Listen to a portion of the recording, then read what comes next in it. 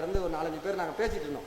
அவர் சொல்றாரு அங்க நம்ம ஆளுங்கலாம் ஒரு ஒரு அதாவது ஒரு ஒரு 50 கிலோமீட்டர்ல வந்து ஒரு ஒரு 4-5 பேராச்சும் ஹெலிகாப்டர் வச்சிருக்கிற அளவுக்கு பணக்காரனா இருக்கிறவங்க உத்தரப்பிரதேசல பீகார்ல கங்கை கரையில விவசாயம் பண்றவங்க நெல் விவசாயம் பண்றவங்க அப்படிலாம் இருக்கான்றான்.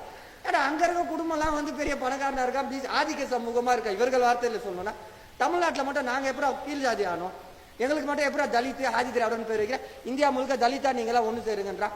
இந்தியா முழுக்க தலித்தா சேர்ந்தா ஏன் அங்க பிசி பட்டியல் இல்ல ஏதோ ஒரு வேற அடையாளத்துல எல்லாம் இருக்கா. நான் அவனை விட்டுட்டு ஏன் நீ சொல்ற எவன் கூட போய் தலித்தா சேரணும்னா நீங்களா புரட்சிக்கு எதிரானவன், நீங்களா ஆதிக்கவாதி, ஜாதியவாதி, இந்துத்துவவாதின்னு.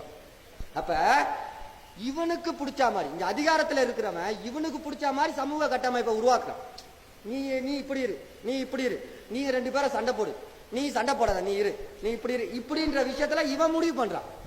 இவனுக்கு ஏத்த மாதிரி ஒரு சமூக உளவியலை வந்து உள்ள கொண்டு போறான். சினிமா, மீடியா, அது இதுன்னு எல்லாமே இவன் கையில தானே இருக்கு.